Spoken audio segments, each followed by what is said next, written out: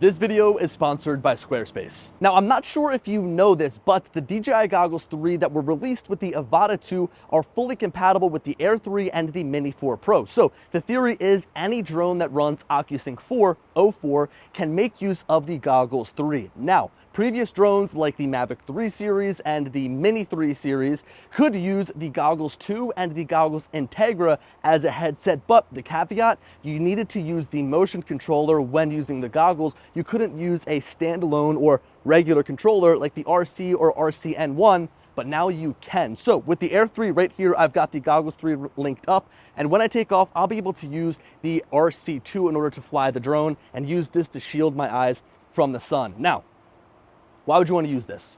Why would you want to use goggles on a GPS-based drone? I know that is what everybody is thinking. This here is my first time flying using this setup, so it's going to be a little bit of a learning curve, but I can say from experience, flying with a set of goggles really does just make the experience, yes, more immersive, but also more comfortable. Look at me right now. I'm squinting because of the sun, and being able to look down here at my controller, sure, it works, but how nice would it be to have my head up, be nice, comfortable sitting here with the sticks here in my hand, and also be able to see the screen in a full high resolution, nice and bright here in the goggles. So let's go ahead, we'll drop the goggles down over my head here. I'm gonna go ahead, I'm gonna swipe down, and I am going to, if I can find the controls here, I'm gonna go ahead, swipe down, press record here. So now we're recording in both the goggles as well as on the drone here. I'm gonna turn on goggles defogging because it is a little bit hot out here, so now the fans are turning on. Now, usually with a flight like this, I put the full screen as the drone camera so you guys can see the drone in the full resolution. But this go around, I'm just gonna show you the view inside of my goggles because things do look a little bit different. So I'm gonna go ahead, prime the motors. I'm gonna go and take off. And I have to say that this view right now sure beats leaning over, looking at my controller, and having to kind of cut through the sun. I would have to sometimes actually shield the controller from the sun in a way. I'd have to go and find some shade or even fly from my car. But now I have a nice full view here of the actual screen. So let's go ahead, we'll buzz down all the way to the bridge. I'll go ahead and flip into sport mode. I have to say that, you know, in terms of my first flight here, it just feels so comfortable and it feels so nice to be using the regular sticks. Sure, it was great on the old drones with the old goggles, Goggles 2 and Goggles Integra, that I could fly with them, but I'd have to use the motion controller. And as a lot of people know, the motion controller is fun, but it's not gonna be the way that you can get the best shots, especially on a GPS-based drone. Again, it's cool that it's like all compatible and you can use it, but personally, especially on a GPS drone, if I'm trying to get these nice, smooth cinematic shots, I want to use the actual sticks here. So I was hoping we'd have a little bit of movement from the trains here for our first flight. We do have some kayakers down here. So from here, if I wanted to zoom in, that's a little bit difficult. I could go and zoom in like that, but it only puts me to 3x. It's not gonna let me go and switch over to the 70mm, and I'm not sure if I would be able to do that. There's no actual physical button I think that I can push unless I actually customize something. So as I can see inside of the goggles, there definitely are some things missing right off of the bat.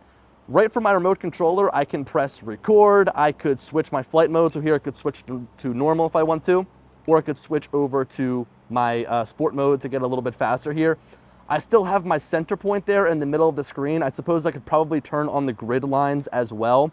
If I wanted to shoot the camera down, I could use my custom button on the back. So shoot the camera down, shoot the camera up. So all those controls are still there. The one thing I am missing though is the vision assist and the map. So think about it. If I'm inside of the goggles right now, I would love for the ability to use vision assist to be able to bounce around, and if I'm flying directly to the left, be able to see what's right to my left by looking in the bottom corner. Now let's go ahead and do a quick little reveal here up and over Manayunk. But I can just tell you right now that this is such a more comfortable experience flying the drone. All right, we'll get nice and low, shoot the camera down, shoot the camera up. Go ahead and fly up and over.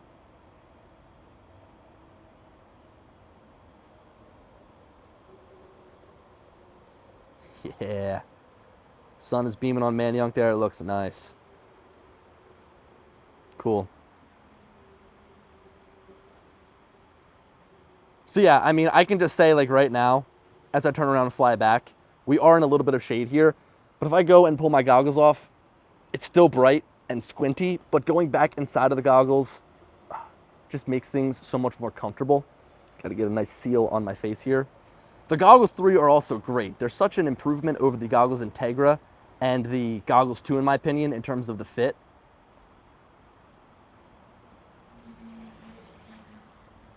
So, like, my main reason for using these goggles is not for this immersive level of flight. I do feel like I can see better. I do feel like I can make out smaller wires or obstacles better if I needed to, but I'm not flying this like an FPV drone. I'm not flying this like the Avata, right? I don't need to be right in the cockpit in a sense of like having that first person view, but it's more so just shielding the actual sun from my eyes. Okay, so this was our first flight here. I actually have a job that I'm going to run to, and I want to give these goggles a try at the job, like actually using the Air 3 to buzz around, take some photos, take some videos, and just kind of look at what's going on. In fact, if you caught my previous video with the Avata 2, you'll notice a familiar location. Okay, so we're gonna land this drone and head over there, but before we do that, a quick word from this video sponsor, Squarespace. Squarespace is my all-in-one tool to share and manage my content. The layout that I've chosen gives me the ability to share my videos, photos, and general information with my audience on my own terms, so I get to choose how it's displayed. After choosing from one of their many templates, I was able to fully customize the experience quickly and efficiently with the new Fluid engine that makes building out your website a breeze. All of the elements that Squarespace offers gives me so many different options to feature the images and content on my web pages. This also makes my website easy to maintain over time, so I can spend less time updating my website and more time creating. Squarespace also offers flexible payment options to users that decide they want to sell goods through their website. In my case, this would be prints, presets, or anything else photography related. To keep on top of how my website is performing, Squarespace's analytics go in depth so that I can see how much traffic my website is getting, what area my website is being viewed the most, and I can see which web pages and which content is performing the best. So a big thanks to Squarespace for sponsoring this video and helping me display my work online for over half a decade. So I'll tell you what, I just did a job on the way over here, flew the Mavic 3 Pro, didn't have any goggles, I was out, the sun was beating down, even on the RC Pro that has a brighter screen, and I really wished in that moment I could have used the goggles. So I went from using the goggles for the first time to a flight right afterwards that I couldn't use the goggles, and I wish that they were there for me to use. So at least having the option is definitely cool to be able to use these things. I'm gonna go ahead and throw them back on. We're back down here at Penn's Landing, so I'll hit confirm, swipe down, record. We're now rolling here on the drone. I've got some thoughts as well that I kind of thought of on my way over here to this next spot. Now real quick, let's go ahead, take off, buzz up and out. And if you remember, just a couple of days, we were here and I crashed my drone, hit some rebar, it was the Avata, but okay, so here's some things that I was thinking about kind of as I was driving over here, right? First of all is how do we set our exposure? Well, just like you do on the Avata 2, if you go and push up, it brings up all of your camera settings. From here, I'm actually gonna go and take this off of manual. Usually for me, I'm somebody that likes to keep control over my shutter speed value and stuff like that. Now here's the thing, is how annoying is this going to be to change on the fly? Usually when I'm using my drone through the controller, I just change it on the touchscreen, but now I'm gonna have to remember to continue to change it by actually reaching up on the goggles. So that's one thing that could be annoying. So if you guys missed the previous video with the Avata 2, they have made some significant improvements here. But this is Penn's Landing. This is the amphitheater that they're tearing down. You can see they have some machines running right now, and they've torn down a really good portion of the building here. You can see they're spraying water. You can see they've got, like 3-4 machines running here trying to pick up some of the rubble. And guys, I've got to say that I'm loving being able to see everything crisp, sitting up high here without having to slouch over. The RC2 has 700 nits of brightness, which is good, don't get me wrong. Here's the one thing, is your situational awareness gets cut. So right now without vision assist, I'm not able to look left, right, or backwards. I'm kind of moving as I move from side to side, blindly, I guess you could say. Also, I mean, you know, can't just look directly at the drone when you're in the goggles. You do have the picture-in-picture option, but the cameras on the outside of the goggles, in my opinion, are kind of a gimmick. So I find this as like a trade-off. I feel like, sure, it's nice that I don't have to compete with the sun, and I get this nice bright view, but I don't have vision assist. I don't have full situational awareness. You know, it's gonna be kind of annoying to have to change the exposure on the fly. I don't even have a histogram on here. I'm just now noticing that, so there's no histogram. I also don't even have an exposure value, so I'm kind of just going off of what I think looks right. Now, right now, we actually have a big cloud passing over, so my exposure probably is not going to change all that much. But these are just kind of little things I'm picking up as we go here. So the live feed from the goggles that I'm getting right now is much more, I would say, geared towards an FPV drone flyer. You've got your bit rate of your transmission data.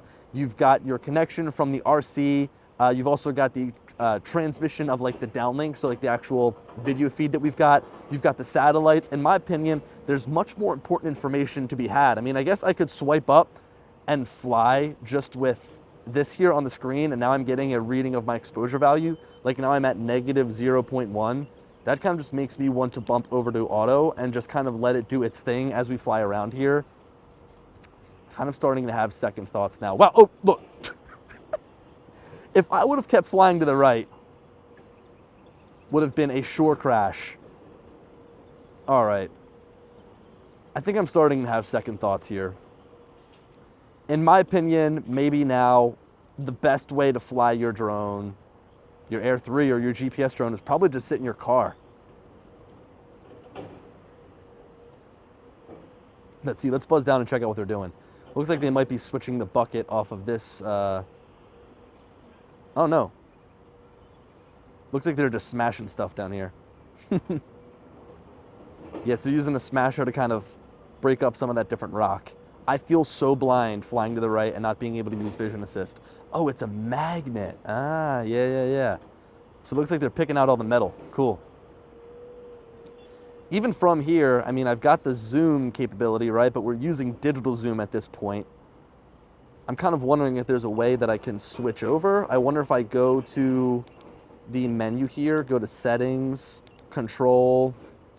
There's really not much in there. I'm not able to change any sort of customizable buttons or anything. Grid lines are here. I can turn my grid lines on. I do enjoy using those.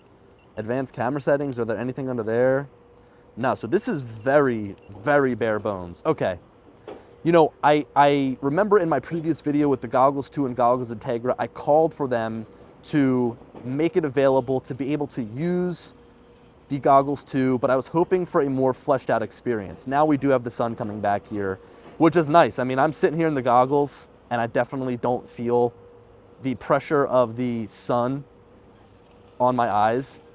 I think that that's really the only main benefit, the only main takeaway from actually using the Goggles 3 here. Okay, so look, this is a shoot where I actually have to like pay attention and actually grab some good photos and videos to use. So I'm gonna end the video here. I guess my final thoughts on the Goggles 3 and using them with the Air 3 is that it's a good idea in essence, but I think that it could definitely be improved upon with future versions and maybe even with a software update. I mean, this is something that DJI could easily fix in the future by giving us the ability to access the map, access, you know, general settings that we might want to get into, and also to be able to use vision assist. I almost slammed right in that crane as I was doing an orbit. Okay, so this is my first impressions here of the Goggles 3 using the RC2. I think it's okay. I think they could definitely improve upon it, and I hope that we see future versions of the software for this goggle set, Goggles 3, get better, and we don't have to wait for a new Goggles 4 for the experience to become better. Anyway, thank you guys so much for watching. Let me know your thoughts on Goggles 3 usage with the RC2 and the Air 3 or the Mini 4 Pro, and as always, I'll talk to you later. Peace.